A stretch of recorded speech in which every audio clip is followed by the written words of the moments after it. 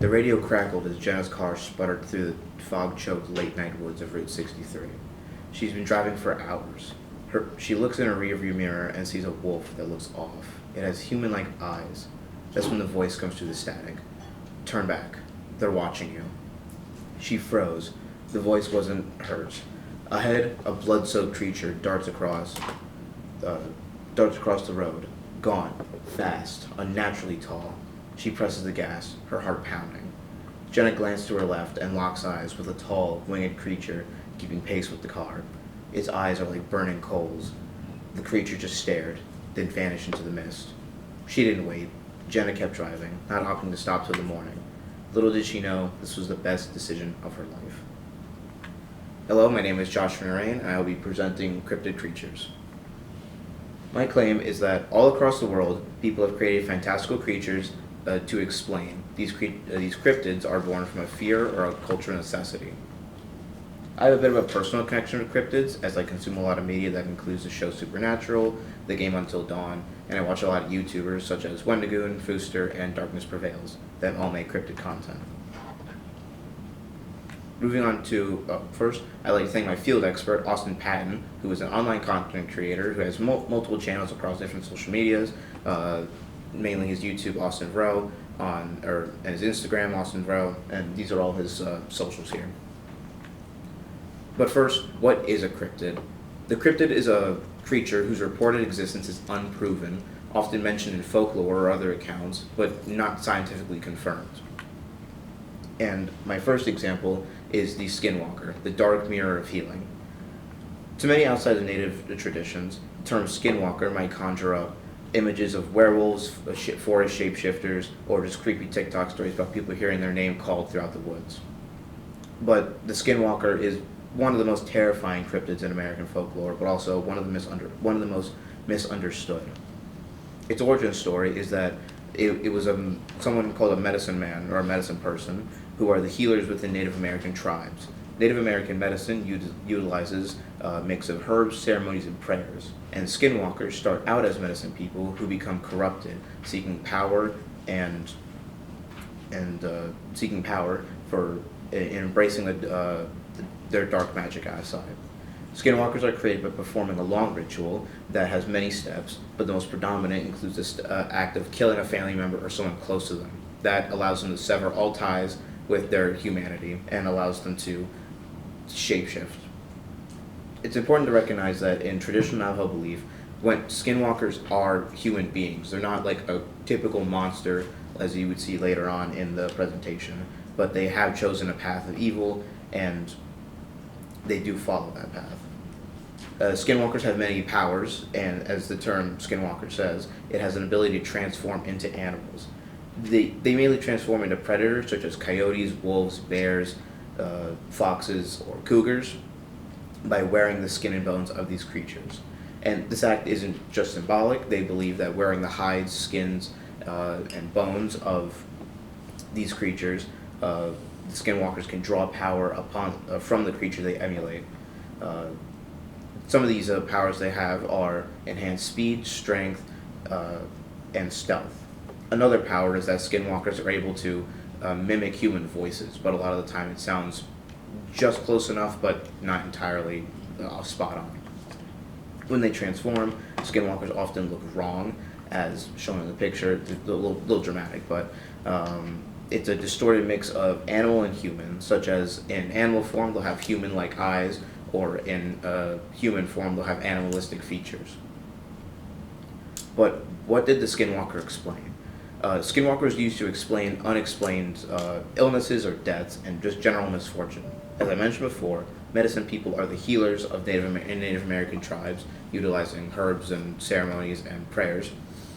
But when those wouldn't hold up in certain diseases, it could be thought that the person was being targeted by a skinwalker.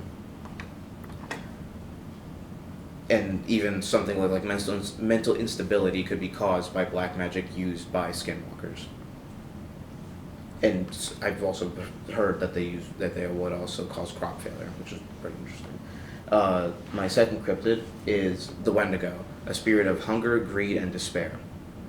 So moving into northeastern or like the northern America and like around Canada, the Wendigo is a creature born of winter and insatiable greed.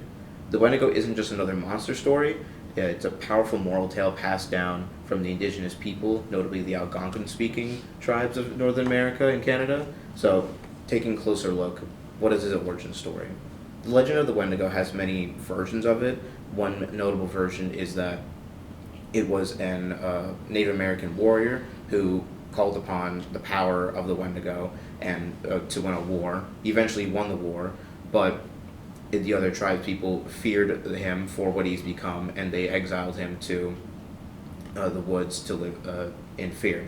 Eventually, hunger setting in, he ended up killing people and consuming their flesh. Another one is just that the Wendigo is just a spirit of greed that takes over, and it's just a spirit of greed. Sorry. And one notable thing about the Wendigo is that it's constantly hungering. No matter how much it eats, it'll grow in power and grow in size, but its hunger will never be satiated. And so appearances and characteristics is that the Wendigo is a very visually terrifying creature in folklore, is that a person slowly loses their sense of humanity, turning into something monstrous. And depictions change slightly, but generally it's an emaciated figure with being tall and slender, with its skin stretched over its body, with dark, sunken, glowing eyes, with sharp dog-like teeth, and long clawed hands and feet. And it's usually around 10 to 15 feet tall, with a body that smells of decay. And in most depictions, it can be seen with wearing a deer skull, but that's just an artist depiction. But what did the Wendigo explain? The Wendigo is a cautionary tale of greed and cannibalism used to explain the side effects of eating human flesh, as there are actual ramifications of consuming human flesh. As outlined in the Wendigo, psychosis, and psychiatry perspectives of cannibalism, a complex interplay of culture, psychology, and history, eating human flesh weighs heavily on the mind. If you're consuming human flesh, it's most likely a last-ditch effort to try and survive the winter or an event. And this can induce Wendigo psychosis, where you begin to suffer from paranoia, anxiety, hallucinogens, and greater cannibalistic urges. And this whole story is very dramatic, as you won't actually transform into a tall, terrifying creature, but it did discourage Native Americans from consuming each other during hard winter months, as the fear of transforming into the Wendigo, as well as being exiled from the tribe to eventually die alone in the cold forest, was enough to keep them from eating each other. Moving on to my third and final cryptid is the Mothman, the harbinger of doom or misunderstood mystery. Moving up into West Virginia in Point Pleasant, the Mothman legend starts in November 1966. The first reported sightings came from 5 gravediggers in Glendale, West Virginia, who described a large, tall, brown humanoid figure flying low above the trees. Just a few days later, on November 15th, 2 couples, Steve and Mary Millette, and Roger and Linda Scarberry, encountered the creature near the abandoned TNT area and old munition storage on the outskirts of Point Pleasant. The 2 couples described the creature they were followed as a tall winged figure with red glowing eyes and a body unlike anything they'd seen. And according to the report, the Mothman, or this creature, was keeping pace with their car at about going like 80 miles per hour. But moving on to its description, between November 1966 and December 15th, 1967, over 100 sightings of the Mothman were reported, with the physical description of the Mothman being consistent across the sightings, being about 7 feet tall, covered in dark or gray feathers or skin, and prominent red glowing eyes with enormous bat-like wings that had stretched about 10 to 15 feet. But what did the Mothman explain? Sadly, this is a little tragic, but the collapse of the Silver Bridge. On December 15th, 1967, the Silver Bridge, which connected Point Pleasant to Gallipolis, Ohio, collapsed during rush hour traffic. Tragically, 46 people died and 9 people were injured in the collapse. About 4 years later, on April 6, 1967, the National Treasure Safety Board determined the cause of the collapse. It was a cleavage fracture in the lower limb of the north eye-bar suspension chain in the Ohio side span. This fracture was caused by the development of a critical size flaw over the 40 years of the structure's lifetime, and was a result of the joint action stress of corrosion and corrosion fatigue. I found this off the West Virginia Department of Transportation. But from the rubble, people reported seeing the Mothman leaving the area, flying away from the bridge. This begs the question, was the Mothman responsible, or was it trying to warn people about the oncoming danger? In the aftermath, something strange happened. The Mothman sightings almost completely dropped off, and locals began to connect the creature to the disaster, interpreting its presence as an omen or a supernatural warning, almost. So, moving on to my counterclaim, is that cryptids are purely stories based to entertain, and any sort of story attached doesn't matter.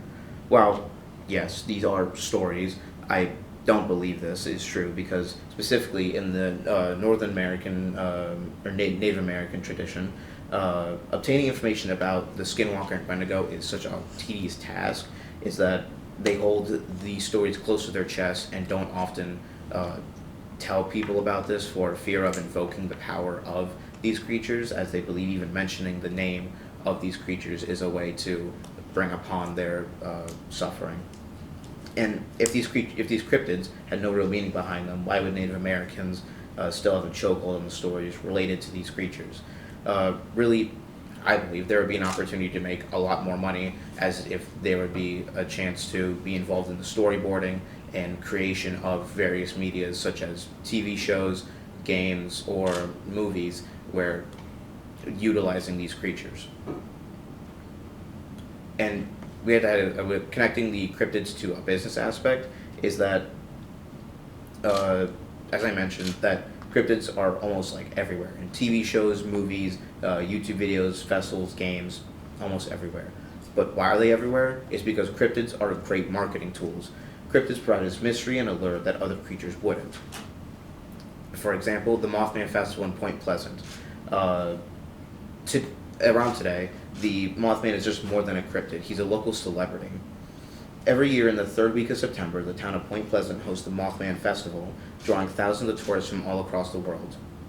This festival includes guest speakers, attractions, vendors, cosplayers, live bands, the TNT bus tours, and even feature predominantly the Mothman Museum. And even in Point Pleasant, there's a 12-foot tall structure of the Mothman in Point Pleasant. And then this brings in thousands of people every year, turning a local mystery into a significant tourism spot.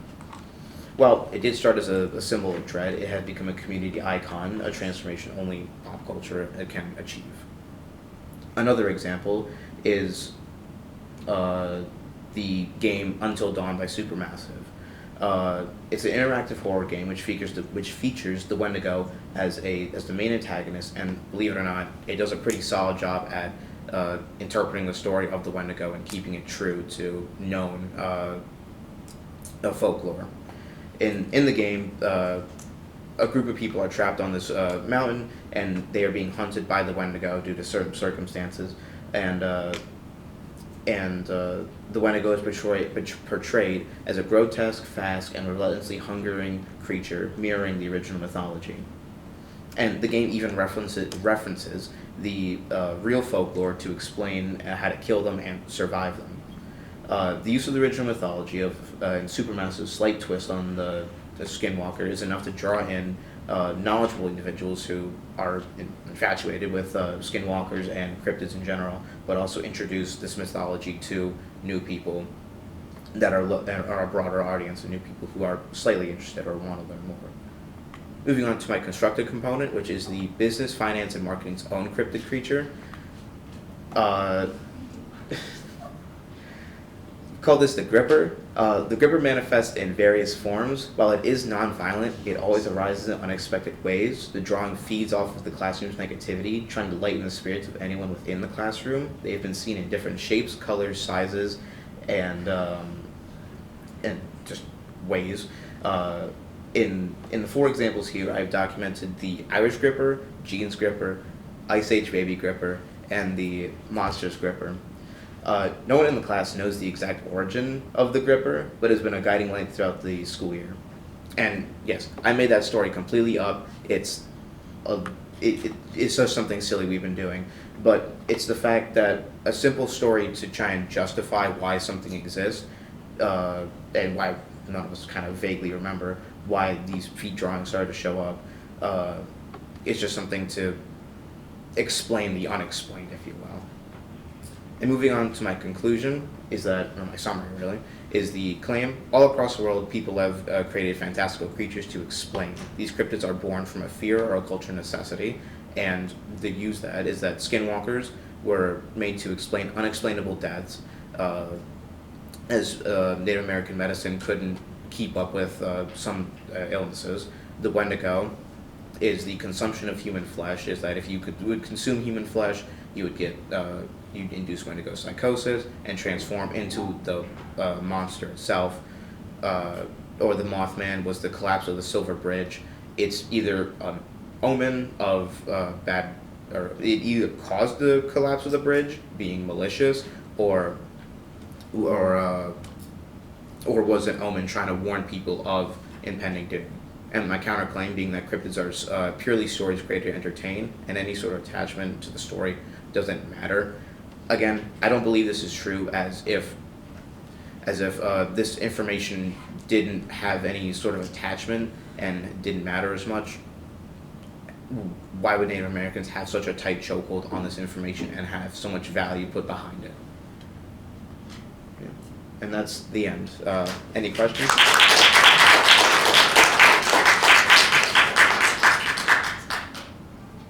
Hi everybody. So my name is Jennifer Albrecht, and today I'm going to be presenting to you guys about the Heaven's Gate cult. So my claim is that the Heaven's Gate cult used psychological vulnerability to override individual autonomy, and that shaped members' beliefs and behaviors through that manipulation.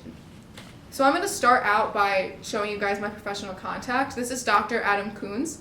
He was born and raised in a cult, and he did not leave until his mid-30s. And he actually wrote a book about it. It's called To Hell with Heaven.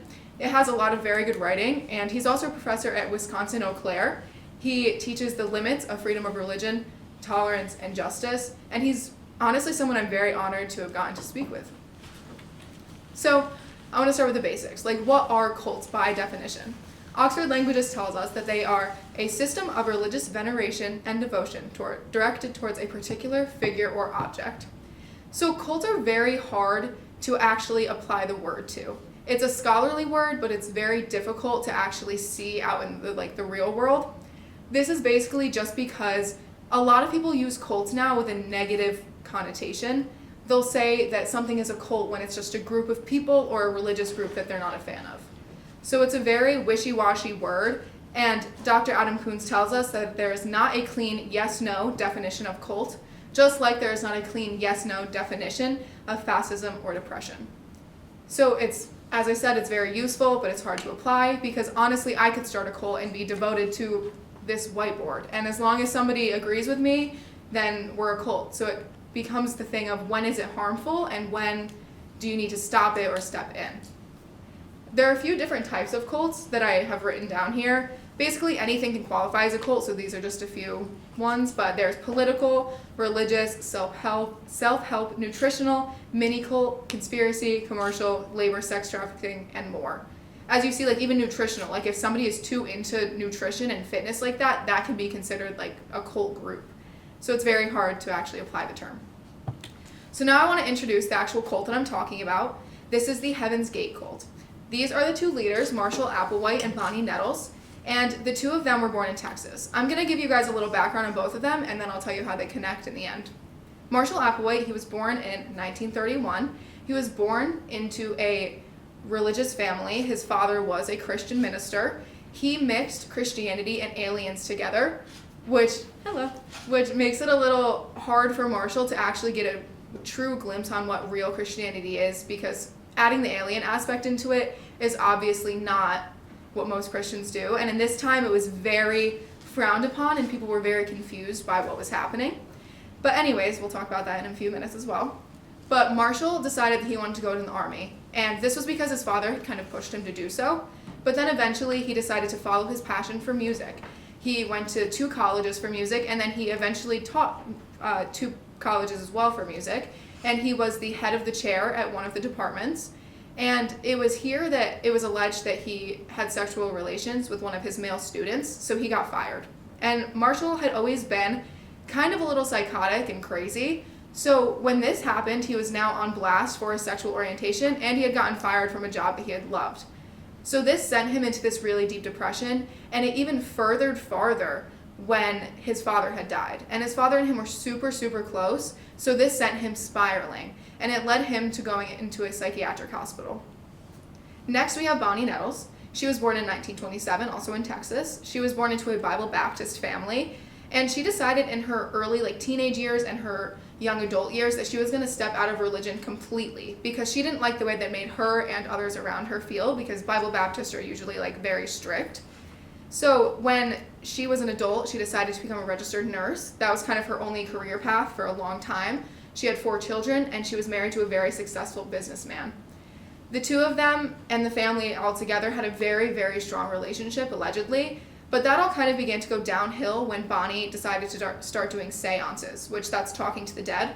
And she stated that a 19th century monk was talking to her and telling her these daily tasks and godly tasks that she needed to perform to be able to basically get into heaven. So Bonnie was working at this psychiatric hospital where Marshall had been admitted, and this led to them meeting.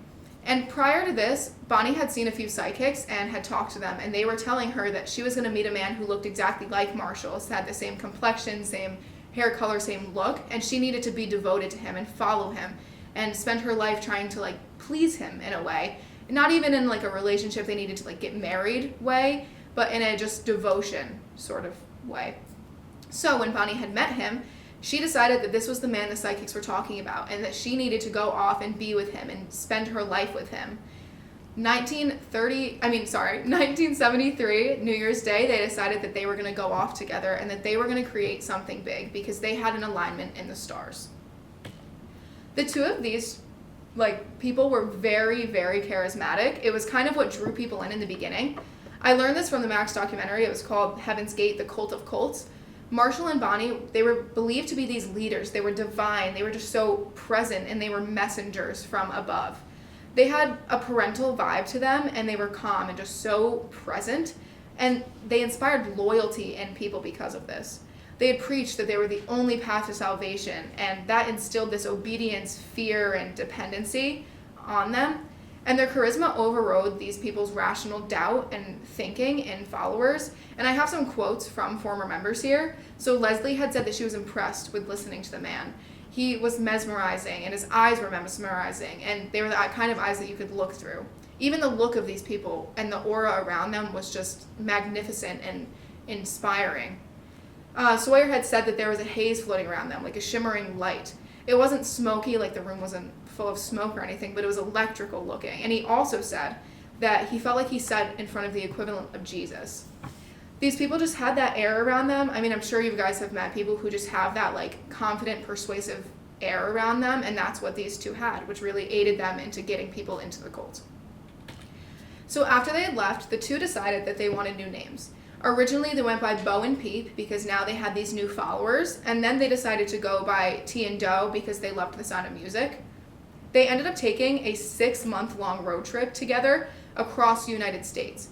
During this time, they kind of just decided to figure out what their message really was, which is still unclear, but they decided that they wanted to spread their message because the 2 of them had something great. So in Oregon, they gave their first speech about Heaven's Gate and what they believed in. This mixed conspiracy theories, science fiction, and Christianity all together, which really appealed to the hippies of the era. So the religions that they followed were New Age, ufology, and Christianity, and this millenarianism kind of view on it. Basically, this all together is the belief that society was going to collapse, but there was this new life after this collapse that was even better. It was this evolutionary level that you could get to if you were worthy and you gave your life and you gave up your humanity. They believed that UFOs would come down and get you in your body because your body's just a vessel, that you need to carry out divine tasks, and then they will decide who's worthy and come get you. They truly believed that they were these two prophets from the Bible, and they were these individuals who could help everybody.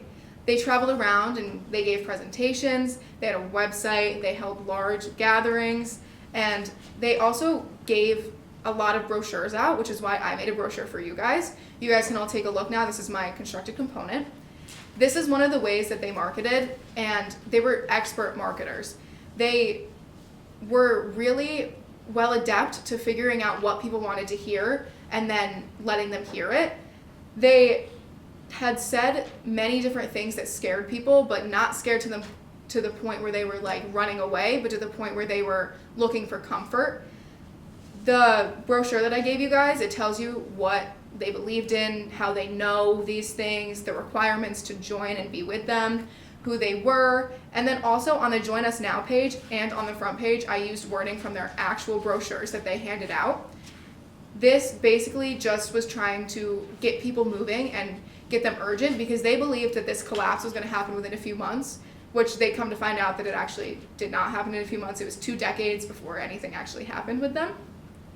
So the majority of people that really attended these meetings were just vulnerable and lost.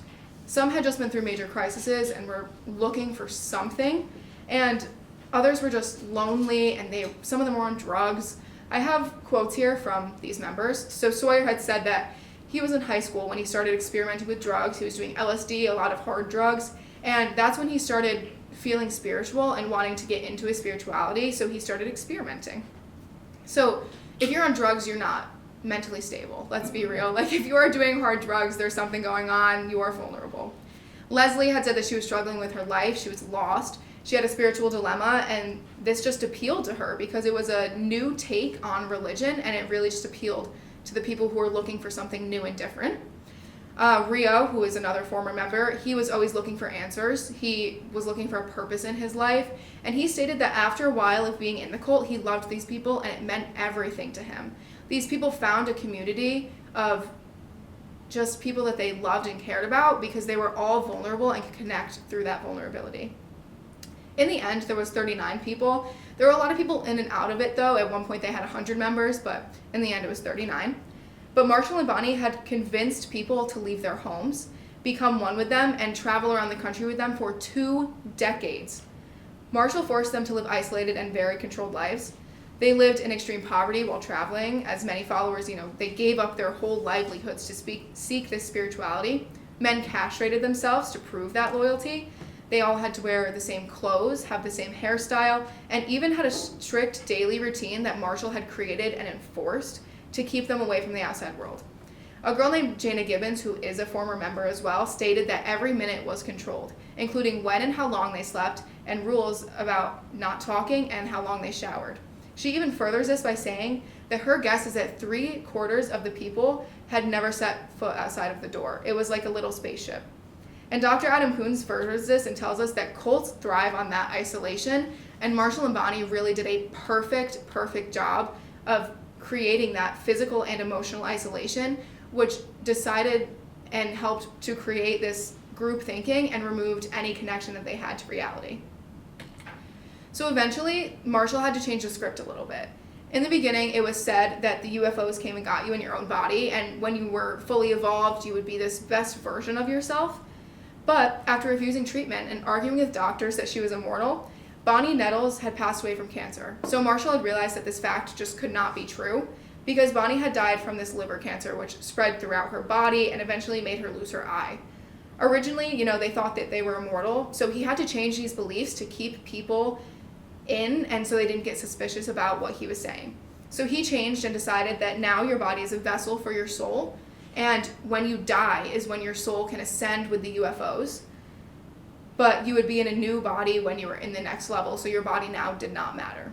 This new body, nobody knows what it looked like or where they came from or anything about it. It was kind of just one of those wishy-washy things that Marshall had stated, but this led to them committing a mass suicide in 1997. There was a comet coming, it was called Hale-Bopp, and they believed that this was the UFO coming to get them, but this they also believed was led by the deceased Bonnie Nettles. They believed that they had finished their earthly lives now. But after so long of being together, all the members kind of wanted to please Marshall. They competed to see who could please him the most. And a lot of the former members who did interviews had said that they were more devoted to him than their religion at this point. So when Marshall told them that they all needed to give up their lives to evolve fully, they just jumped at the chance. And this kind of goes to show that the manipulation was so deep in these people's bones that they were willing to listen and go in blind as long as Marshall was there. He created that dependency on him, which overrode people's autonomy and changed and shaped what they truly, truly believed in. So the end was nearing. They ended up committing suicide in 3 waves. First was 15 people, then another 15, and then 9 to end it. So to do this, they took phenobarbital mixed with applesauce or pudding and then washed it down with vodka, which made their consumption extremely lethal. But just in case that didn't work, they assisted the process by securing plastic bags over their heads to induce asphyxiation. Once a group of these members were dead, like the first wave, the next wave would clean up after them, and then they would do it themselves. They removed the plastic, they would lay them in their own beds, their bunk beds, and they would cover their face and torso with a piece of purple cloth, and this represented just privacy and unity. And after these 3 days of suicides were over, that was the end of this very, very confusing cult, even though there are still people that semi-believe in it, but they were not willing to give up their full lives. Like the former members that I talked about, Sawyer, Leslie, and Rio. Obviously, they're not dead. They made that documentary with the people.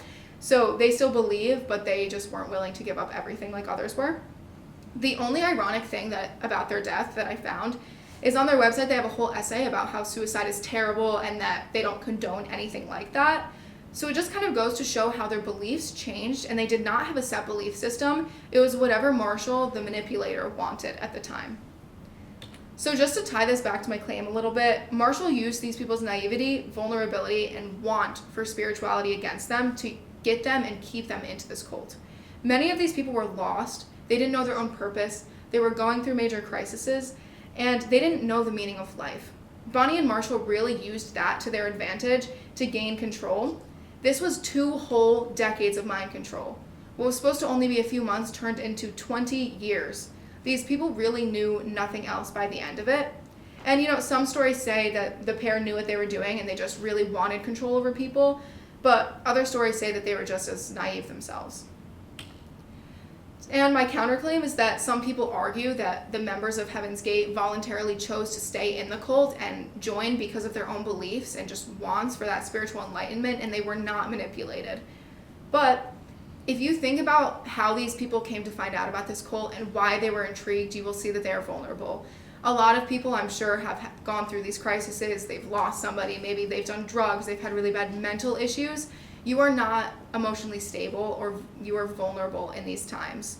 Dr. Adam Koons said to me that he thinks that all cults, by definition, are harmful and that they are affecting our autonomy.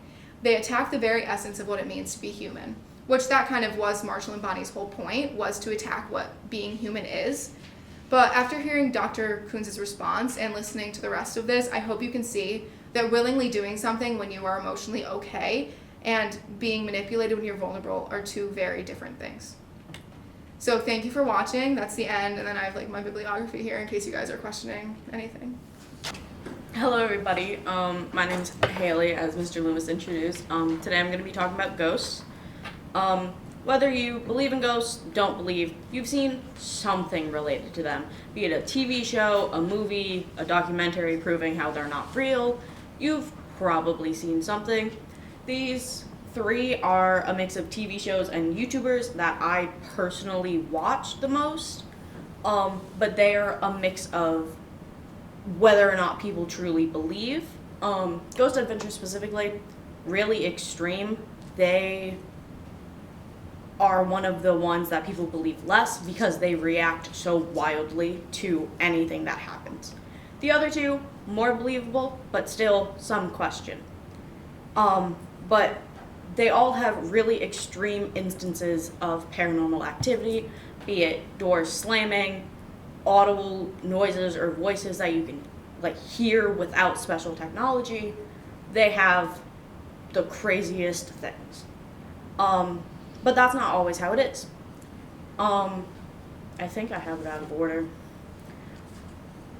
Or I edited it and I don't think you have the right one up. Do you want me to Yeah. make it quickly? All right, I'm gonna time start out. talking anyways. Oh, no, it's go fine. for it. Because it's just an extra slide. But a few years ago, I had the I think I put it under the final. Mm-hmm. A few years ago, I had the chance to actually go on my own ghost hunt. I was in Florida for my birthday, and in Key West, there's a fort called East Mortillo Fort, I believe, that itself is haunted because it was used during the war. It wasn't prominent, but it was there. People did die there. And then it also has a known paranormal entity called Robert the Doll. The actual origin of why the doll is haunted is kind of questioned. The main belief is that a nanny of the boy who originally owned it kind of put her spirit into it when she was getting fired or dying, so that way he wasn't alone. So they offer ghost hunts, they provide equipment, they give you a rundown of the story, and then you're set off to do your own thing. One of the pieces of equipment they give is a spirit box. It is a device that shuffles very quickly through radio stations, and then it allows the spirits to use energy to put words or phrases forward to communicate. So, in two different instances, while we were walking around very far apart, I very clearly heard my name. And my name is Hailey, not a super common name, and it's not something you would expect to hear. And it came out of nowhere. Another time, it was later in the night, we were walking through the museum portion of this where it has just old artifacts, and my mother told me to take my phone out of my bag and start taking pictures. I said no, I didn't want to. My phone was buried, I didn't want to dig it out.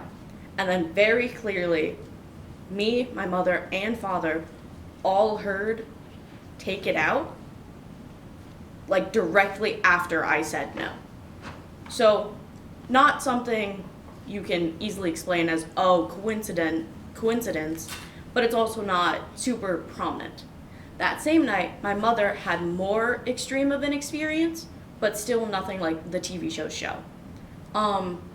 In the center of the fort is a tower. At the top of the tower, you were able to get onto the roof. We went to do that, and at this time, my mother was holding the spirit box.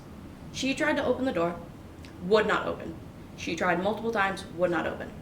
So me and my dad go to leave. She's still up there.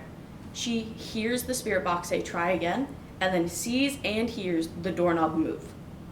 Later, we were talking to one of the people who worked there, asking about the roof, and he says we should have been able to go up.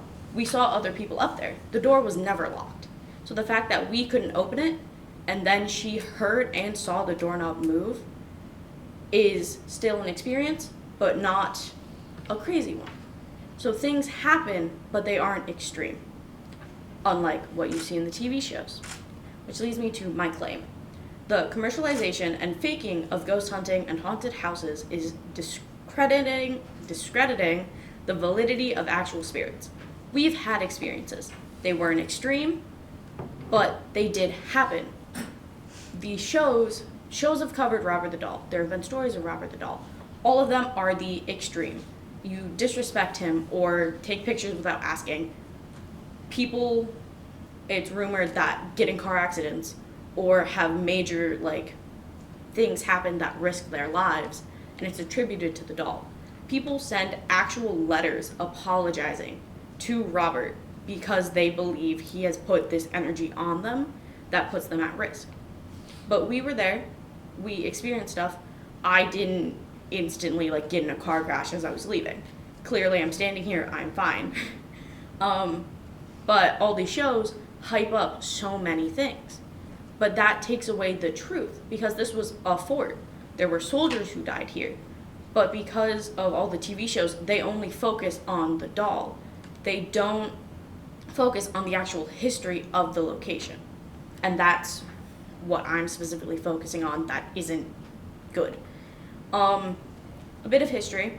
Ghosts have existed throughout history for thousands of years. They've been parts of multiple cultures. A lot of people believe that there was some form of afterlife after death.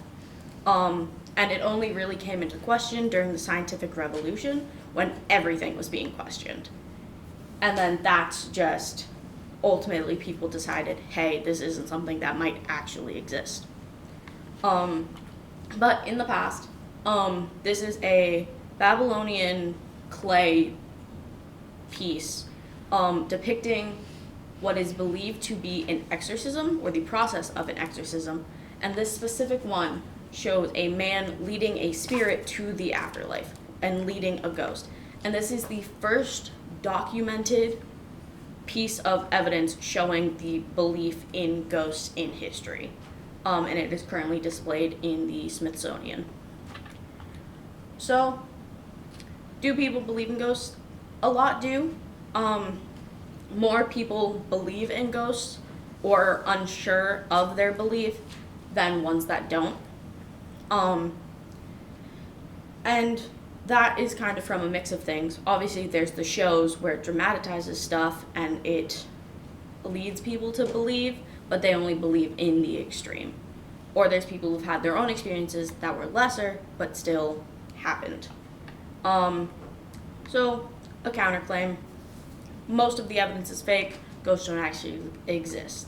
And this isn't true when you are talking about actual spirits. When you're talking about TV shows, they could fake a lot of it. They probably do fake a lot of it. But the actual spirits do exist. They just might not be as extreme and as aggressive as TV shows make it out to be. This is from a man, Mr. Gaylord, who has worked on TV shows. One of the ones he specifically named was Ghost Hunters, which has been active for years and is still active to this day to some capacity. He has said ways that shows have faked stuff.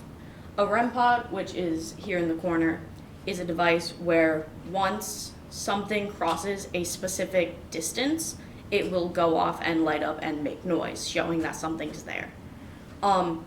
He said that it can be activated from far away. It doesn't have to actually be activated by something near it. It can be triggered by anything. And then another popular way people communicate is with flashlights. They're the twistable ones. They set it between on and off, so that way you lightly tap it, it could go on or off. And he said that people will edit it together. It'll go off randomly. And they will edit together the clips to make it look like something is communicating and answering the questions they want answered to push whatever narrative they want spread. And then this is from a YouTuber named Danny Gonzalez, where he went to the Stanley Hotel, which is the hotel The Shining is based off of. I'm sure most people here have heard of The Shining, if not watched it. But the hotel itself, when The Shining was written, was not known to be haunted.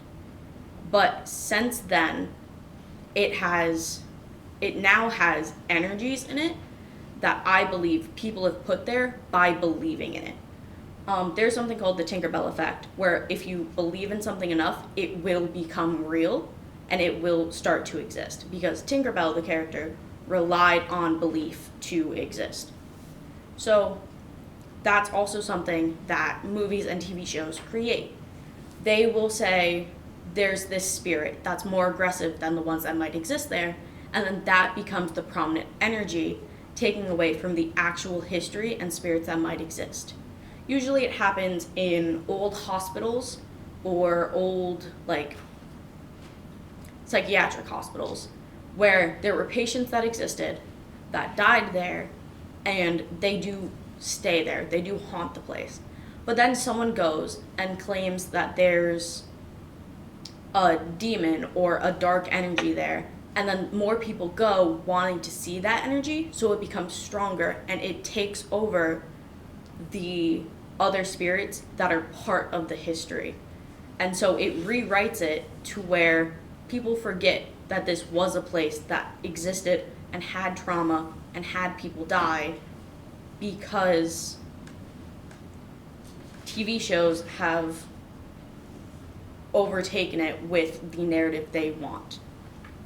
And in this specific video, he used Ghost Adventures, which I said before is one that greatly plays up what happens.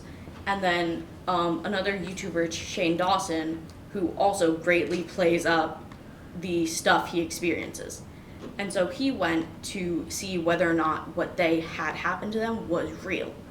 But experiences aren't universal. You can go somewhere, have nothing happen, and then someone else who was there the same night can say they heard strange tapping that they can't explain, or they saw a shadow that doesn't make sense. So they might have had something happen, but you yourself might not have. And then this is a YouTube channel who posts compilation videos of ghost content. Whether or not it's real or fake, they kind of have a mix of both. So this is an example of how you can not really know what you're seeing. Because they have real stuff. They have stuff that you can't explain, like, logically. And then they have stuff that is glaringly fake. It is so obvious that the content is not real and it's just a dude in a costume. But they're popular. People watch their content and they consume it. So the people watching don't know if it's real or not. They're under the belief that it is. But then it still pushes the narrative that stuff isn't real, and it kind of blurs the lines between what is and isn't, which continues to make it harder for actual places that are haunted or actual spirits that exist to have that story out there. My constructed component, I have a few pictures. Some of them are ones I made, some of them are ones I found online. I would like participation to guess whether or not the pictures are real, and those are the ones I found online, or fake, and those are ones I made in like 3 seconds on Canva. So, the first picture, there's a silhouette of a woman standing in the doorway. Hard to see, quality's kind of grainy.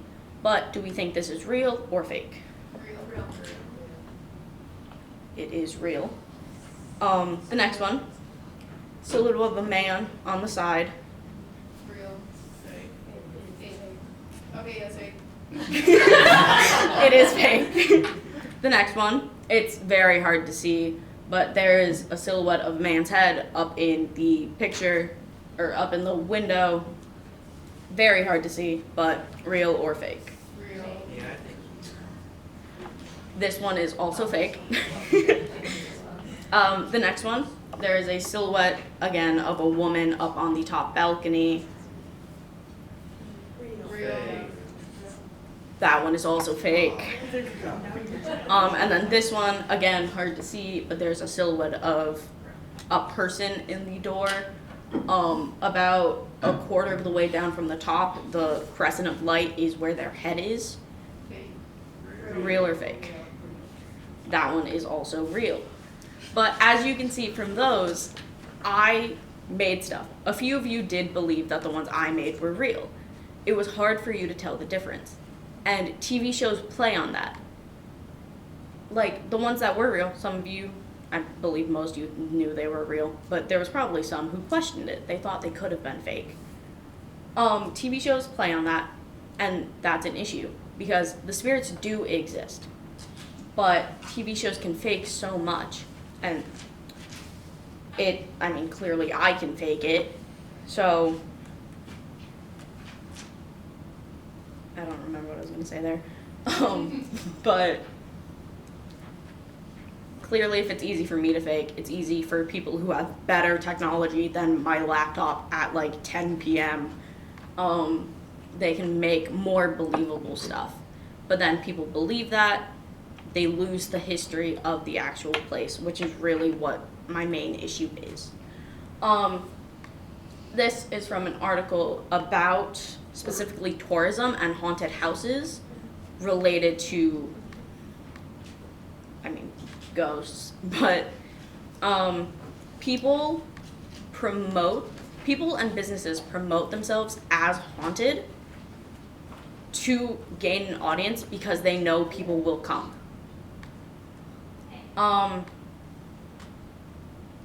Like, as I mentioned, the Stanley Hotel. The Shining was based on it. Before that, they didn't promote themselves as haunted. Now, they use The Shining and use the alleged hauntedness of their location to promote business and garner a lot more tourist interaction. These are a few other locations where they've had very popular books or movies based on them. The Whaley House had a lot of murders. It was very documented, but there were spirits that allegedly are there. And then the Amityville Horror House, which also very prominent, had a lot of movies based on it.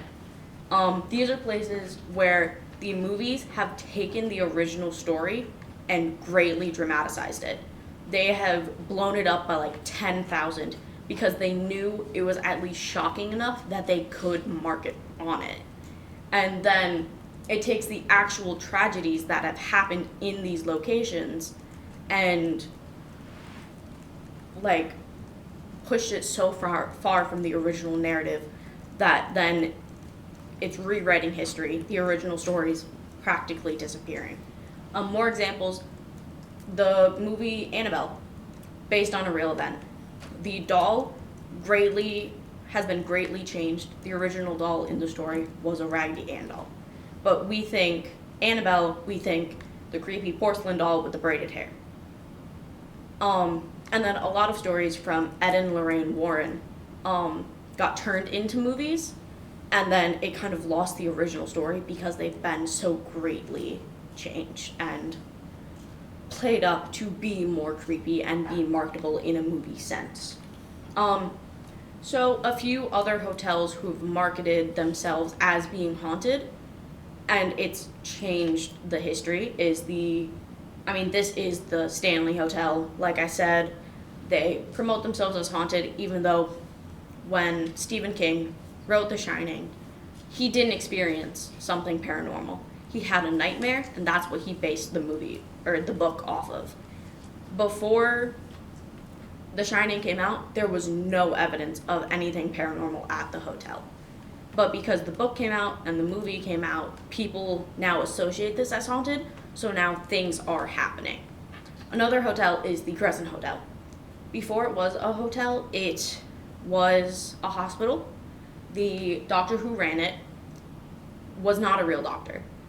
He had a miracle cure for cancer. He would cure people and then they would still die from the cancer. But it was so long after he treated them and they were okay after he treated them that he never got tied to it and never got charged. But a lot of people died here. And then during the construction or reconstruction, when they were turning it into a hotel, more people died. So there is death, there is trauma here, but with YouTubers and TV shows filming here, they promote spirits that might not exist. They change the story and leave out parts of the history, so parts that do exist are getting forgotten, and then their new narrative is being pushed and changing what you will experience there if you experience anything. So, my conclusion, TV shows will fake stuff. They probably do. But with them faking it and people then believing that that's what you really will experience, it puts that energy out there so people do start experiencing that and seeing whatever they claim is there. But that ultimately takes away from the real history of the place and the real spirits that might have been there. So, like I said, the commercialization and ultimate faking that these TV shows do discredits the actual spirits and the actual history of the places that they're covering. Thank you.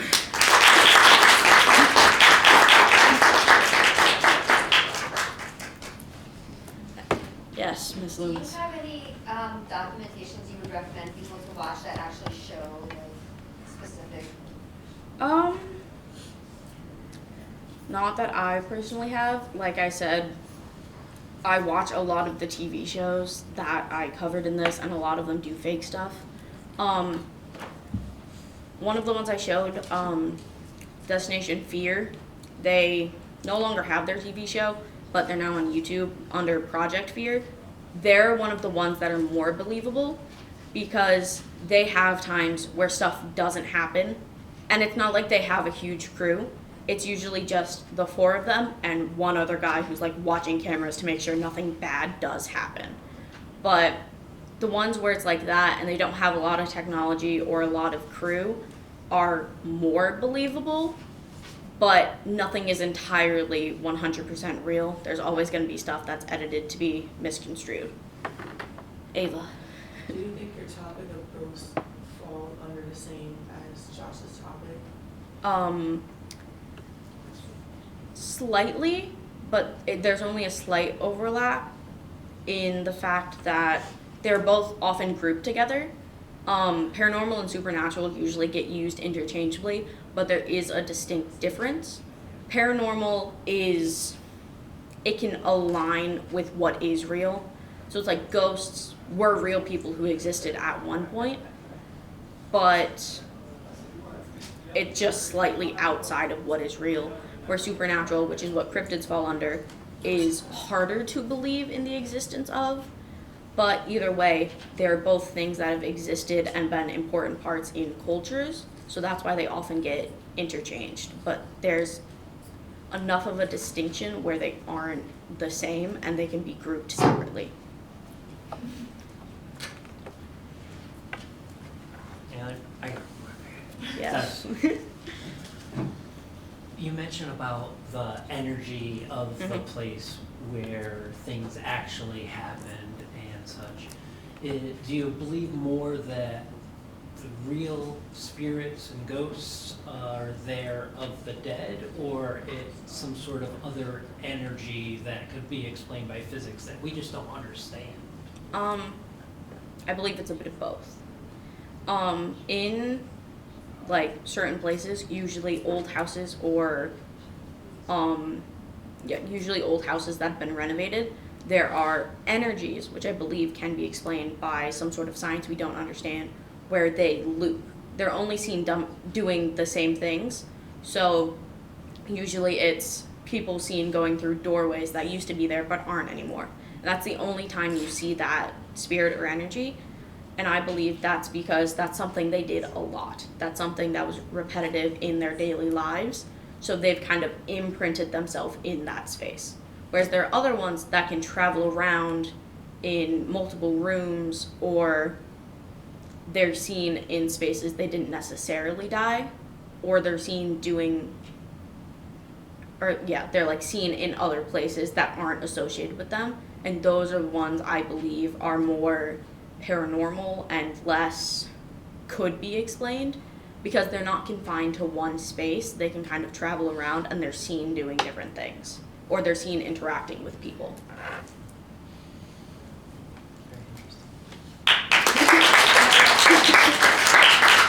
Hello everyone, good morning. Thank you so much for taking the time out of your day to be here. I want to start with a quick question for you all just to think about throughout this presentation, and that is, what if the way you think about your abilities affect how far you go in life? Not your talents, not your test scores now or previously, not your background, but simply your mindset. Today we're going to explore a concept that, once you understand it, has the power to transform not just your academic or professional success, but how you approach life itself. We'll define what a fixed and a growth mindset is, discover how they show up in our day-to-day lives, and explore how you can shift your thinking to unlock more potential than you may realize you have. So to start, I want to define these two mindsets before we begin. A fixed mindset is the belief that your intelligence, your talents, and your abilities are set in stone, meaning you either have it or you don't. If you ever thought, I'm just not a math person, or I'm not creative, that is a fixed mindset. People with this mindset often avoid challenges, they give up easily when things get hard, and they see effort as pointless. They often think, why try harder when it won't make a difference? But a growth mindset, on the other hand, that is where the magic happens. This is where you can transform your life into something that you have always wanted. A growth mindset is the belief that with practice, effort, and time, you can develop your skills and abilities. It doesn't mean you will master them overnight, but it does mean that your potential is not capped. It is expandable. People with a growth mindset embrace challenges. They don't run away from them. They're not afraid to fail because they know failure isn't the opposite of success. It is part of the path to it. Failure is how you learn what works and what doesn't work. It isn't something to be embarrassed or ashamed about. Now think of the last time that you struggled with something. Did you quit or did you lean in and embrace that? Did you embrace and try your best? Or maybe you failed because you tried, but that's okay. Or maybe you succeeded, but you will never know if you will fail or succeed if you don't try in the first place. So in front of you, there is a sheet of paper. You can do it, you don't have to do it if you don't want to, but you can look over that as I keep going. And at the bottom, you can see the even numbers are growth mindset statements, and the odd numbers are fixed mindset statements.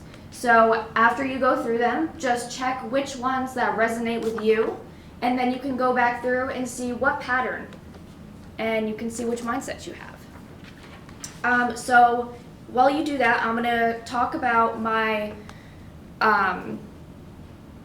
professional contact, and her name is Sarah. She is a health and wellness coach at Edmond.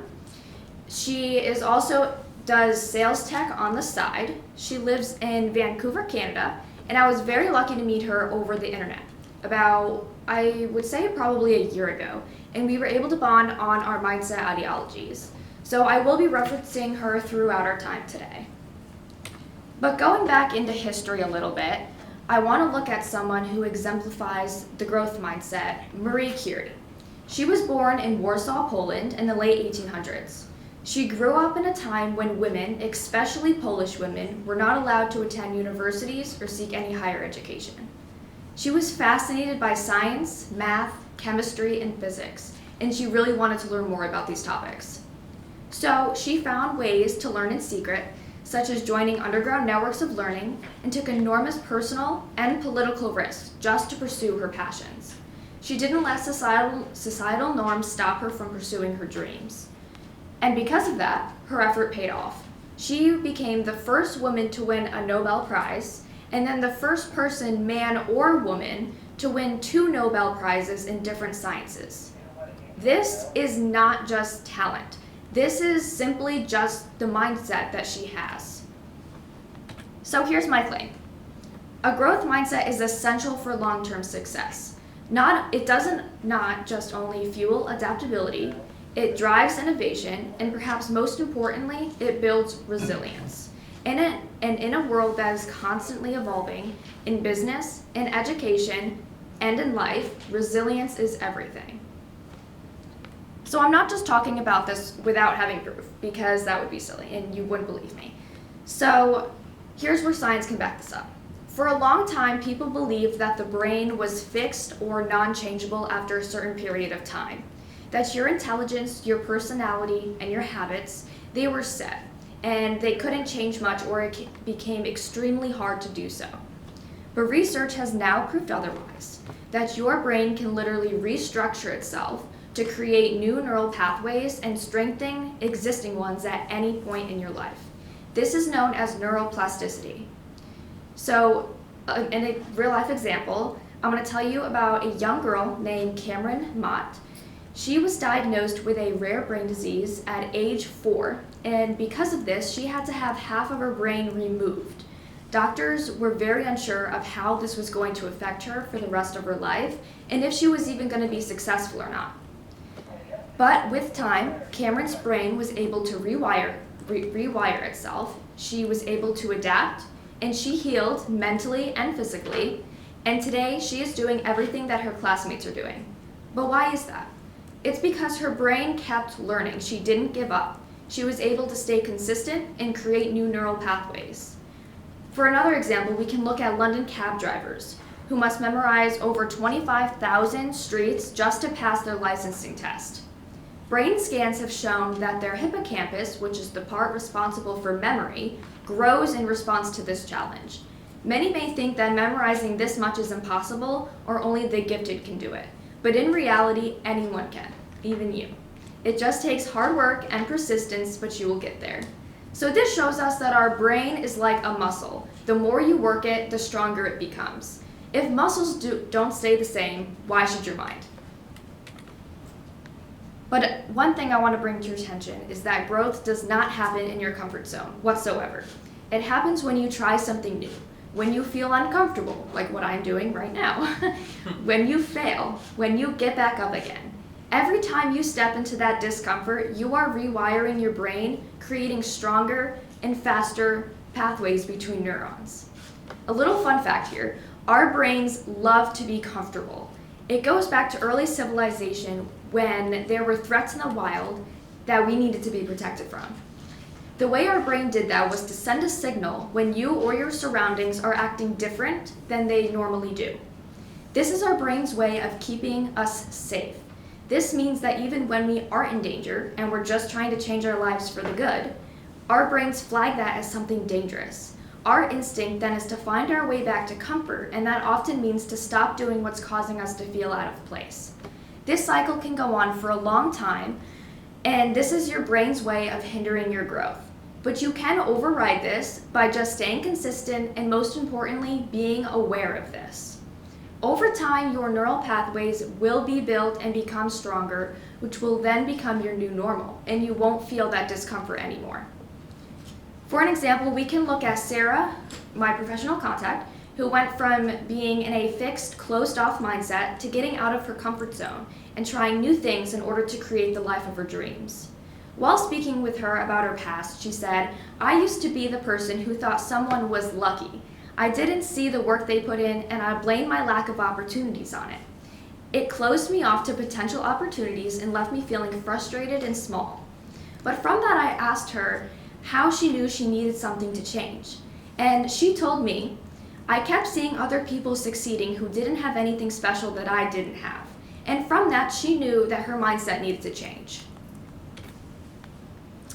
So I wanted to talk about this whole mindset in action now that we know what it is and we've had some examples. So in a TED Talk done by Carol Dweck, she describes a high school where students don't receive an F when they fail. Instead, they receive 2 words, and those 2 words are "not yet." Think about how powerful this is. Instead of "you're not good enough," which is symbolized by the F, it is "you're still learning," symbolized by the 2 words "not yet." Those 2 words change the narrative. They tell students that you're on a journey, keep going. The 2 words "not yet" help students stay motivated through their education journey. It will produce stronger outcomes than just failing a student, which does the opposite of motivating them. So here's a simple example. If you believe you're bad at math, what do you think is going to happen? You're going to avoid studying. You're going to shut down when you don't understand. And because of those, you're going to stay bad at math. But if you say, "I'm not good at math yet," that opens yourself up to learning. Suddenly it's worth trying. You're more motivated to set a goal, create a plan to achieve that goal, and most importantly, you persevere. And that perseverance is called grit, a mix of passion and perseverance. It is the key ingredient to success, but it only flourishes with a growth mindset. So I want to shift gears for a moment and talk about how does this show up in the business world. So a growth mindset, number 1, helps leaders thrive under pressure. Running a business is not easy, and it's often stressful. Not according to me, according to people who I have spoke with. But in order to be successful, you must learn to turn that stress into motivation. And number 2, it creates creative and collaborative environments for you and your employees. In order to maintain strong performances, you must find new and creative ways to do things within your business. And number 3, it encourages lifelong learning in a fast-changing economy. Nothing in life is going to stay the same, so your old practices will not work forever. So it's important to continue learning as the world evolves. In 2008, Dweck spoke at Stanford about the impact of mindset on business success.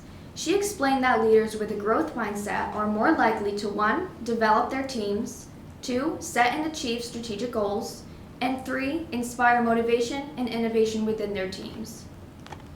Leaders with a fixed mindset, on the other hand, they often spend more energy and time trying to look smart instead of actually becoming smarter. We can look at Ryan McGrath, who is a CEO that oversees 8,000 employees and $55 billion in assets every single day. He credits his success to maintaining a growth mindset. And in an interview he did, he put it this way: a growth mindset is necessary to move forward, but it also shows how easy it is to fall into a fixed mindset. To put it simply, it's more comfortable. So after hearing this, I was curious to hear a story from someone that is relatively close to me. So in my talk with Sarah, she revealed to me the following about how adapting a growth mindset has impacted her in her career. She said, "It allowed me to stop fearing failing, and it's made me step out of my comfort zone. It's made me much more creative, and I see the opportunity in front of me, and I believe in myself much more." In business, comfort does not lead to success. Growth does, and I cannot harp on that enough. Some people, on the other hand, may argue that you don't need a growth mindset at all, that mindsets don't matter, that you just need the skills. Now, yes, skills do matter, but mindset is the key to actually using them. Think about a young salesperson who just got hired at a car dealership. He has less experience than all of his older colleagues who have been there for 5+ years, but he was actually growing faster than the rest. But why was that? It was because while others relied on what they already knew, he kept learning, he kept adapting and seeking feedback, and then applying that feedback and pushing himself to be better. Skills are the foundation, but mindset is the accelerator in that. So here's what we've learned. A growth mindset makes your brain stronger. It helps you embrace failure and discomfort as part of the process. It shapes your actions and your results, and it's essential in school, in business, and in life. Your skills will get outdated. Your industry will evolve. And the world will change. But with a growth mindset, you will adapt. So let me leave you with this. Your mind is not a fixed entity. You are not stuck where you are. You are growing, even now, as you are sitting here listening to me blab about all of this. The only question is, will you choose growth? Thank you so much. Good morning. Something I also would like to mention that happened earlier is even when we first walked into the room, there was actually a little bit of music that was played. Whether you realized it or not, it had already set the mood of the atmosphere in the room and the room of how it might make you feel. It may make you feel like this is going to be a very professional setting. So I would just want to add that in because this kind of goes in with what my topic is and talking about how music can, how it influences us in different ways, whether it's how we feel or whether it's a way that we're using to communicate or excitement or just a way to put as background music for a presentation. So for my claim, I have music has a huge influence on our bodies in many different ways, even in our daily lives more than you may notice. You may start to notice these little times when you hear music or just sound in the background of things more often after this presentation in different ways. It's kind of a subconscious thing that happens because you don't really realize how much it can kind of guide you and control you. Now, I could talk about music in many different ways. It has a long history. There's a lot of science behind it, but I wanted to break this up into 3 main topics. And starting off with emotions, how and why do we feel this way when we hear music? We have perceive, how can we listen to music and how does it alter our way of viewing a scene? For that one, I will specifically be talking about films or ads, commercials, or videos and stuff like that. And then last, I'm also going to be talking about how does music control our social behaviors? How we interact with other people. So how does music affect the way we interact with others? Starting off with our first one, emotions. So let's say you are getting ready for the day and you're getting into the car, whether you're listening to the radio or you're listening to Spotify or Apple Music, whatever type of music you're listening to. It might sound a little bit like this whenever you're playing music or trying to play a song, if this connects to the Wi-Fi.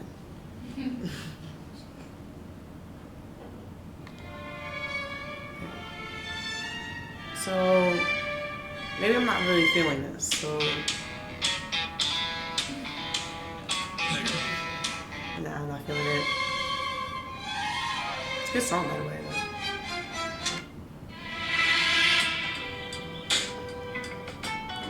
Yeah, that's the song I'm feeling. So maybe that would be the song I choose. So what I just did right there is I'm showing an aesthetic judgment, which is the definition of that is what we perceive as things that we like or dislike, or it's basically just, it's influenced by our emotions. So I didn't really feel the first songs and music I was feeling. It didn't give me the right way that I wanted to go out about my day. So I didn't choose those songs. But the last song, I felt pretty, attracted towards it. It was something that kind of made me feel more upbeat, made me feel more calmer. So I chose that last song. So it's all, personal taste and experiences. Those are things that are controlled by our emotions, obviously, or things that are controlled by our mood. If I don't like something, I'm not going to play it. Emotional response, nostalgia or sadness I have up there as well, because maybe you had maybe a song that you've listened to is something that you might have heard in your childhood, or something that's like maybe you felt just some sort of connection to it or some sort of way. Moving on, we also have physical arousal. So heart rate, breathing. This is more about what you're physically going to feel in that moment. Sometimes music can get you feeling excited. Sometimes it gets you dancing. We have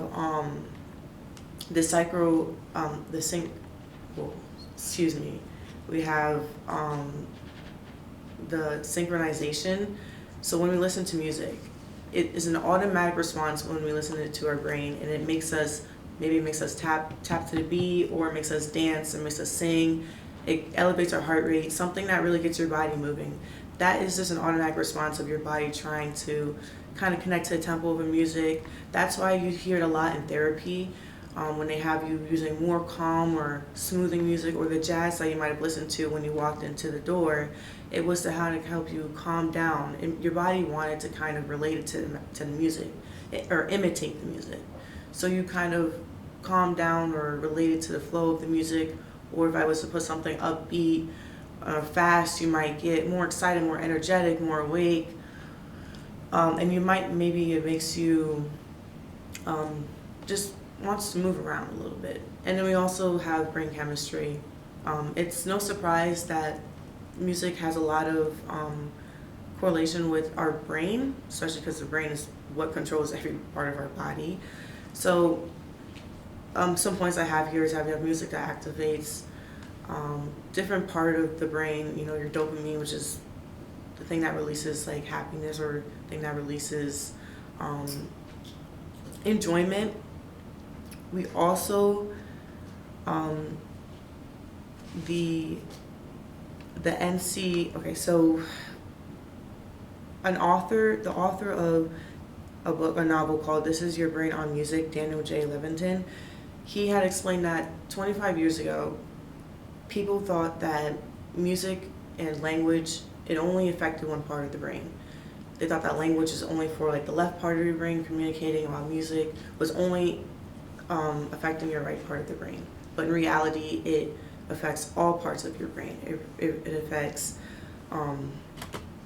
every little part, and it affects your emotions in different parts of it. So in this MRI reading done by the USC Brain and Creativity Institute, they did a research study where they had a man listen to music. They put some like readers or like on his head, and they put him through an MRI machine. They took pictures of his brain. The blue parts is where they show lower activity in the brain, and the red part is where they show high activity in the brain. And this is just a screenshot, but if we were to see this picture like in motion, there'd be constant movement. It would be like if you've ever watched the news and you see like the Weather Channel when they're showing like where the storm is, it's always like moving, it's like changing. That's how this would look like. I don't have the picture or like the video to show you how it constantly moves, but this is just an example of how it's always in motion and that it's affecting all parts of the brain. The right side and the left side of the brain, the front and the back. It affects your, a part of the brain, your cerebellum, which is your memories. Like I said, that nostalgia feeling, or something that makes you, or also there's another part of the brain called the hippocampus.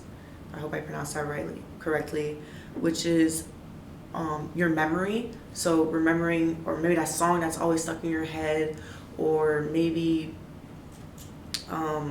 like just something that kind of just was remember. So perceive. So this is the one I wanted to kind of focus more on film, because film industries, not just film industries, but ads, commercials, they use music in the background to really help drive the main focus of what they want you to feel, or to alter the way that you're seeing things. So I actually have a short video clip because this explains it really well, and I'm going to explain it more after this ad.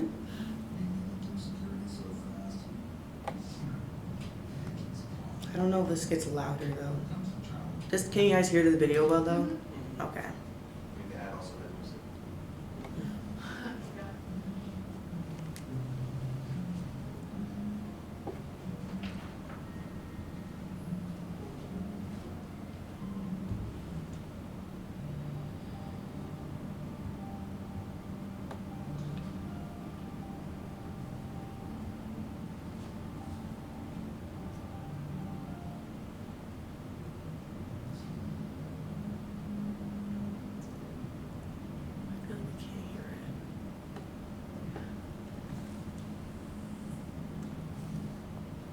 Oh, I guess I could have made it louder. But I'm going to go back because I feel like we couldn't really hear it. But what I wanted you guys to notice was the same video clip was played 3 times in a row. And the only thing that was changed about it was what you heard. And just hearing just the different music that was played. I want to see if this is a little louder. It's like, can't tell. Okay. Sorry.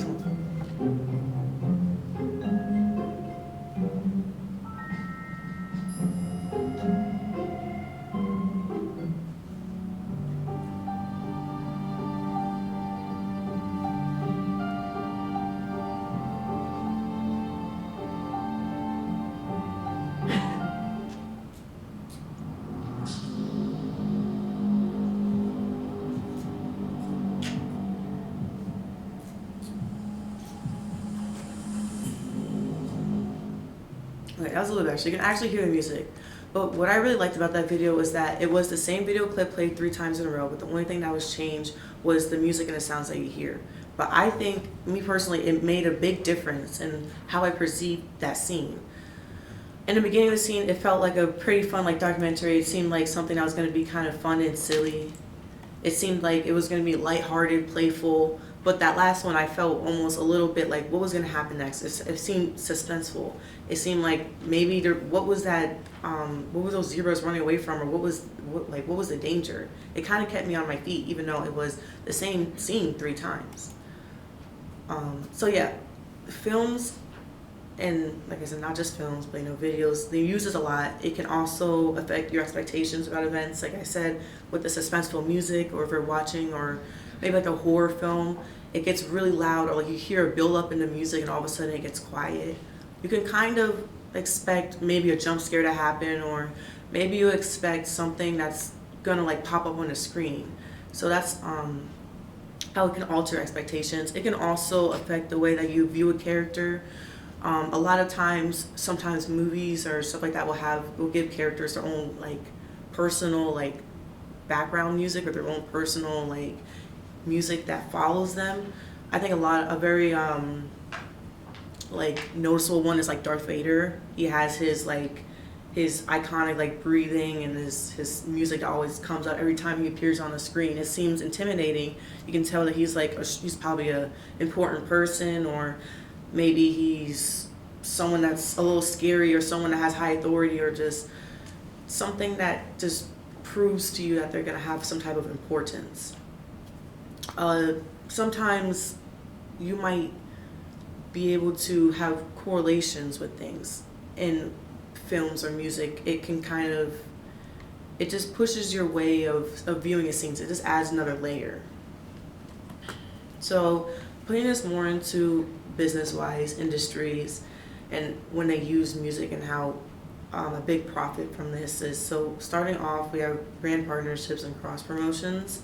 So mainly when artists and music creators are putting their music in movies, and those songs are kind of getting a lot of publicity. This is a big marketing thing, because it's a way that they're putting their music out and showing it. An example that I had used is, if you ever watched a Barbie movie, Billie Eilish played a song in it, and it was called "What Was I Made For." It got very, very influential in the song because it was such an impactful moment within that movie.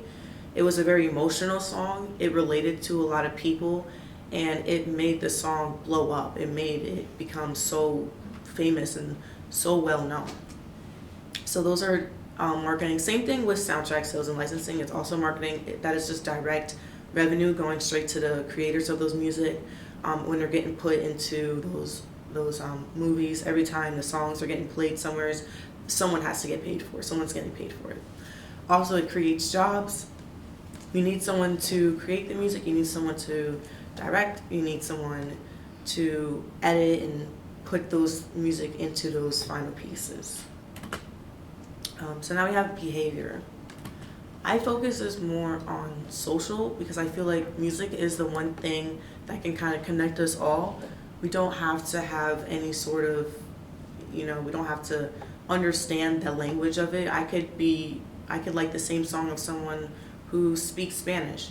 We might not understand each other, but we understand that this song makes us feel a certain way. It makes us happy, or it makes us dance together, makes us sing together. So I feel like music is such a social thing, and it kind of just binds us because we don't need a translation for it. I also put this as like my personal thing, because as someone who listens to music a lot, and as someone who's been in like the play and been in chorus and meeting new people through music and meeting new ideas and new cultures and it's so many different things of it. It's not just it's not just me liking the song. It could be someone, literally their culture, that's their identity. And that, like I said, for identity, there's different genres. There's people who love rap, there's hip hop, there's R&B, there's country. I feel like that puts you in a group and in your own identity. People who have the same interests tend to relate to each other, tend to stick with each other. That's why concerts are so fun, because you're surrounded by the people who have the interest and the same interests as you. So as opposing claim, with my specific topic with music, they say, when I was researching it, the only thing I could really see that was a negative about it was that they were saying that the effects of music is temporary, that it has no physical changes, and the placebo effect, and by definition, it is when there is an improvement of a health, but it's not, when you have improvement in health, but it's not done by real medicine ingredient. So we have placebo effect takes over the brain. Any effect of music might be caused by expectation or context. For example, a person relaxes not because of the music itself, but because they expect the music to relax them. I think that this is really the only thing I could find that kind of, I guess, debunks it, but I don't think that people are being fooled by music. I think that this is just a real reaction that you're having. Hello, my name is Erik Kirch, and I'm from Catskill High School, and today my project is going to be about social media marketing. All right, let's get into it. So why did I choose this topic? I chose this topic because I want to be in the marketing field when I'm older, and I want to learn and expand my experiences so I know more knowledge about this subject. So I do mostly marketing stuff because I run a few social media accounts. Like for my marketing final, I created a social media account for my made-up company. I ran the CHS College Decisions account as well, and I also ran the drama department account for a while until it got banned. Yeah. And I felt like it was a lot of exposure, and I liked doing that stuff because I got to be creative while informing people about things that are going on. And so I could be more knowledgeable about it, and it's one of my interests it's one of my interests that I want to keep pursuing. And also, people think it's a debatable issue because they think social media is bad because of all the negativity and other aspects about it that's on it. But I believe it's not all bad. There are some good aspects of social media, and I want to shine light on some of the positives of social media. And also, I'm going to explain internet safety. So I believe learning internet safety is important to protect yourself online and protect others as well. Everyone should learn the tips and tricks of being safe on the internet. So before I dive in, I have key terms in this presentation. So the first one is marketing. Marketing is the process or technique of promoting, selling, and distributing a product or service. The second one I have is construction component. So my construction component is a survey that I shared out to multiple social media platforms, and I got around 200 responses in a few days. So it's awesome how like a whole community, multiple different communities can just like go on my page and find my my poll and interact with it and stuff. So a construction component is to examine, learn, and use data from a concept that you created yourself. Again, my construction component is the poll that I did. Social media. So social media is a form of electronic communication through which users create online communities to share information, ideas, personal messages, and other content. Small businesses. So a small business is an independently owned and operated business that conforms to the standards set by the Small Business Administration or by the state law regarding number of employees and yearly income. Scams. So a scam is a fraudulent or deceptive act of operation done by one or more people, or especially AI. And my last one is phishing. So phishing is the practice of tricking the internet users into revealing personal information or confidential information which can be used in a condescending way. All right, so for my claim. So in this presentation, I'm going to show you that I believe that social media is a good way to market and advertise for your business or product, and it should not be frowned upon. Also, internet safety is important, and people should learn about it so they can stay safe on the internet as well. So for a little background, where did social media come from? I know in the past decade, 2 decades, it's been really popular. I know it just didn't come, pop in one day. Like one day we didn't have social media, and one day the next we have social media. Like it had to come from somewhere. So social media was first introduced in the late 1990s to early 2000s. Some of the first applications were AOL Instant Messenger and the Internet Relay Chat, and also live chat. So they were basically more like personal blog platforms and kind of like status updates as well. So think about your Facebook, your Instagram, your Snapchat. You can post about yourself, post about friends, post about anything. So these were some of the platforms at the time, and I believe it's the building blocks for what social media we have right now and the platforms that we have today. So again, I have some stuff from my construction component. First off, I have some demographics to show. So mostly I had females on my poll. So 26 males, 156 females, 4% in the non-binary, and 2 people who didn't wish to share their gender. The second one I had age range. I mostly have 20 to 40 in the age range, so I feel like that's pretty good. And mostly 65 and over, and some in their teenage years as well. And I also have household and yearly income. So we have mostly in the 50 to 100 percentile. Yeah. So for more background information, I'm going to share some marketing strategies that I've researched and used in my daily life. So when you're trying to promote a business or a product, you need to market and advertise it so people know your product and service so they can start using it. So if you don't market or advertise something, nobody's going to know like what you're doing or what your service is. So you need to start reaching out to social media markets or in person or anything to get your brand out there so people can start using it. So what are examples of marketing strategies? So I have flyers, word of mouth, obviously social media, and in-person shopping. So flyers, I said, physical advertisements posted anywhere where the public can view. So examples like restaurants, business cards, like a community post office, and community bulletin boards. And word of mouth, people talk about how good products or businesses are to other people so people can start using them.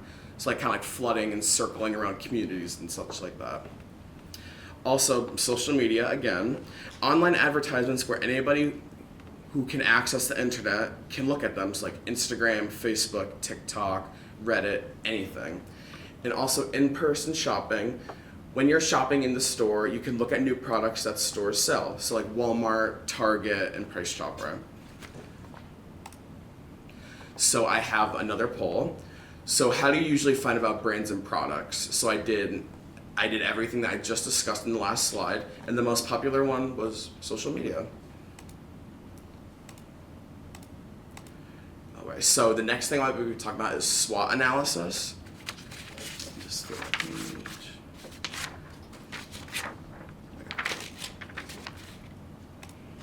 Okay, so when trying to compete and succeed in the business world, the businesses use the SWOT analysis method to help sort out their goals and future achievements.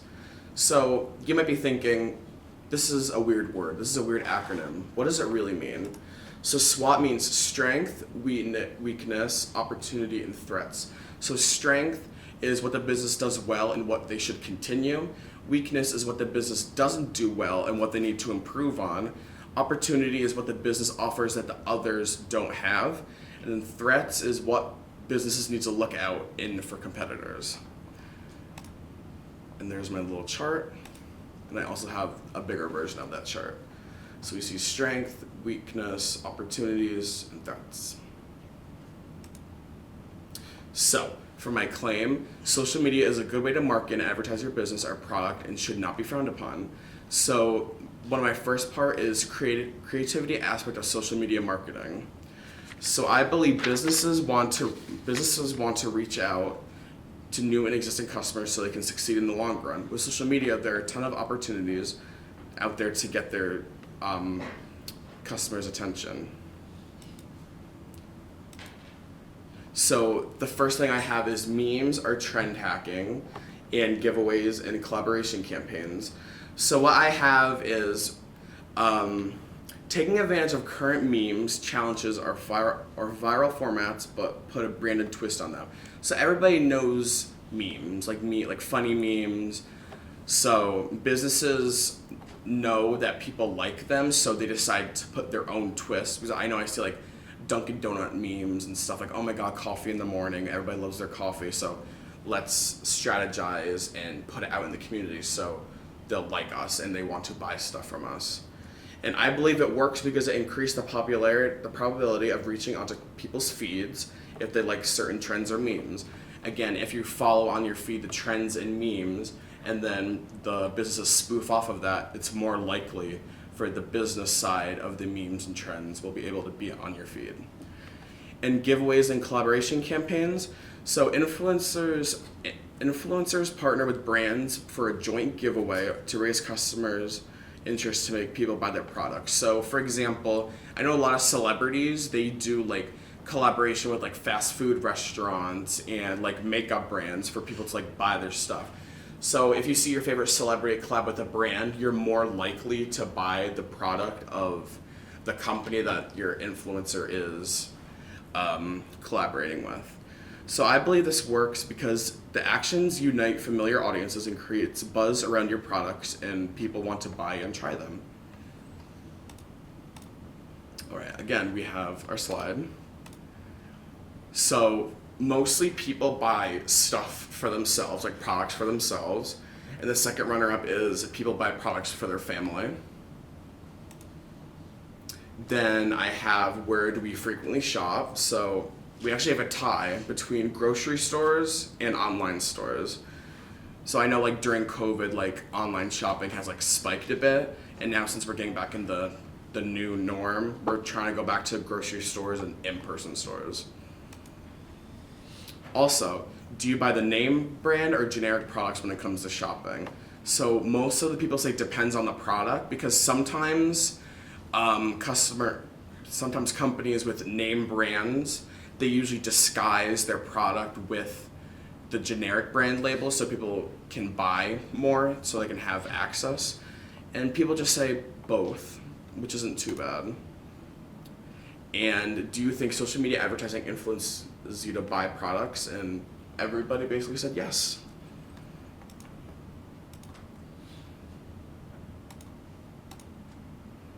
Okay, so this is the last part of my first supporting argument. So I have cell phones and devices with its pros. So I have content creation, editing tools, and notifications for quick reactions.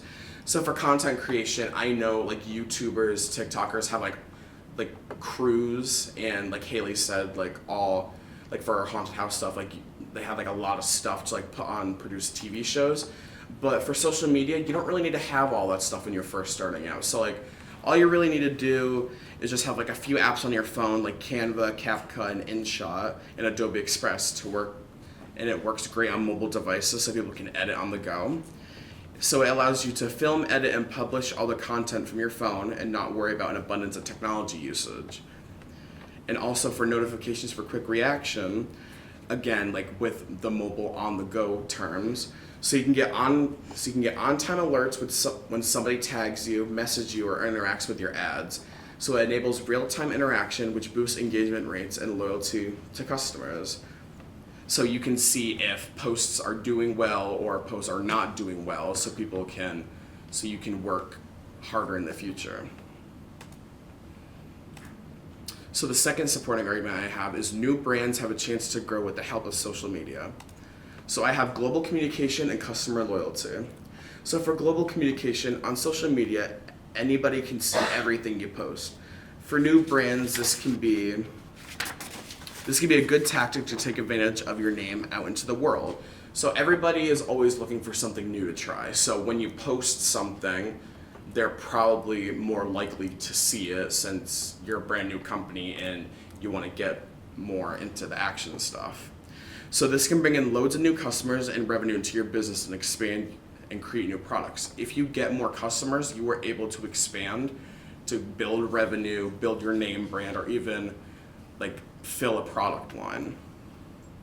And customer loyalty, when shopping, you always want the best product for the best price. If you give businesses a chance to showcase what they have to offer, customers will try the product and hopefully return. So again, back to global communication with the social media stuff. If somebody sees something in the store and they want to try it out, like they never seen something before, like this is an interesting product, I never saw it before, let me try it. And they try it, and if they like it, they'll continue to buy it. All right, so innovative ideas that improve quality of life. So what I have is attention-grabbing thumbnails and titles and use of hashtag and tagging. So I believe that making products or giving service can be difficult if you don't have the correct hook to get your audience. So when posting, you can spruce up your content by using intriguing fonts, photos, and to show off your business. So what I like to do, I like to use Canva to like maximize my posts to make them more like interesting and colorful, because nobody wants to see anything with like a boring font, just a plain white background, like a little small picture. Like that's boring. You're not gonna get customer activity with like a little boring post with anything like that. So going big, go big or go home. That's what I always like to say. So the use of hashtags and tagging. So with your product, when you're on people's feed, they can tag and share their posts to other people so the variety can see it. Using specific hashtags can filter posts under hashtags and make them stand out. So when you use a hashtag, it basically filters your posts. So when everybody uses the hashtag and when you use the hashtag, you can see who posts stuff and how many people liked your stuff on social media. So what I have for my third argument, social media marketing is one of the most cost-effective ways to advertise. So what I'm using is the use of deals and promotions to get customers interested. So the use of deals and promos in a business can make a huge impact on your business if you're first starting out to increase customer activity. If you can help find customers who are trying to save some money, offering discounts for first-time customers is a great start to grab their attention quickly to turn your business over. So I have a few that I've learned. So BOGO, buy one, get one free. Everybody loves buy one, get one free. You get more product for less money. So buy one, get one sales entices people to buy double the product for the price of one. One of my favorites, loyalty points. Having enough points for shopping can get you discounts on items. So if you shopped somewhere before, you build up points when you make an account. So when you buy something, you get this amount of points for your purchase, and you're able to use it when you shop there next. Free shipping, also one of my favorites. So if you spend enough money, you're able to have free shipping costs. So usually on Amazon or any online store, it says, oh, when you spend $100 or more, you get free shipping. When you spend $30 or more, you get free shipping. So that entices people to buy more stuff to unlock that free shipping. Also, limited time offers. So in a small time frame, customers can save. So like Black Friday or Cyber Monday, everybody wants to go to the midnight release of Black Friday and Cyber Monday so they can get the best deals. Okay, so this is the final part. So listening to customers can grow your business.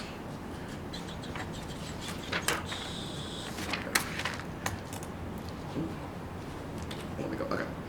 So surveys and suggestions. On social media, customers are always looking to help businesses in any way they can by setting up surveys and surveys. So you can set up surveys for customers. They can give you honest feedback on what is good and what you need to improve on. So I feel like this is a good tactic when you're first starting out. So when customers come to your business and using your product or service, you attach a survey at the end so they can see what's actually going on, so you can get the feedback to improve your business. So another thing to entice people to do the survey.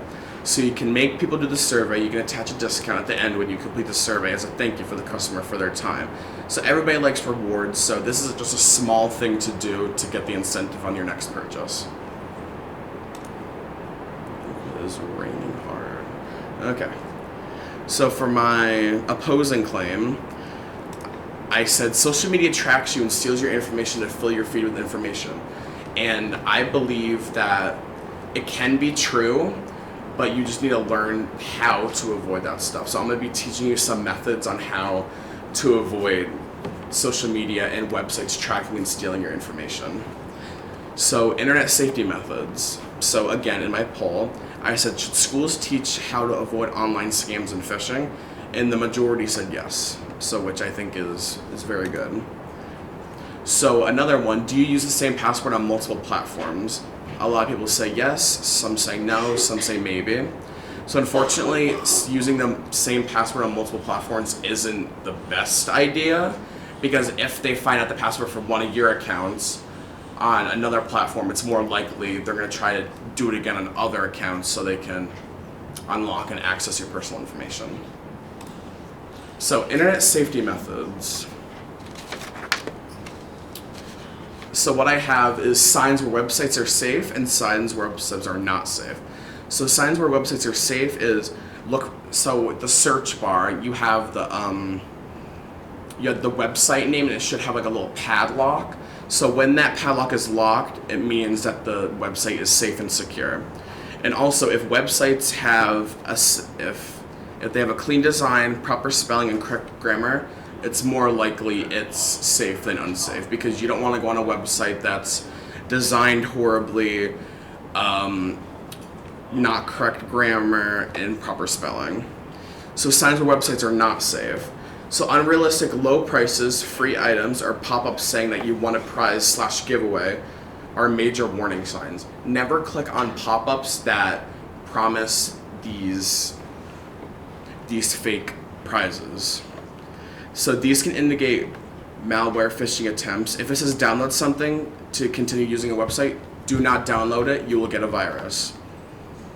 So again, for password construction, like I said before, when you use common passwords with only a few characters, people can easily guess your password and hack into your account.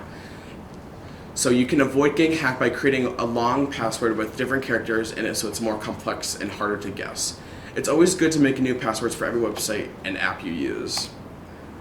So my conclusion.